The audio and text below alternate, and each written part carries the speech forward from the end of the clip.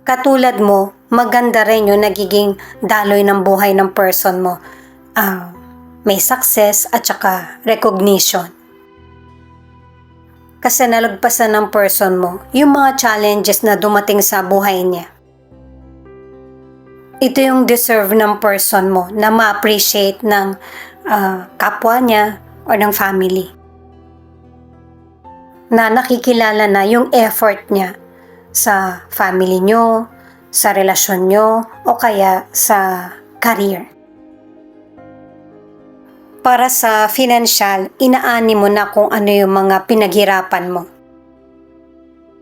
At ito na yung time na unti-unti mo nang bayaran yung mga nahiram mong financial at saka yung bang makapag-ipon para sa future.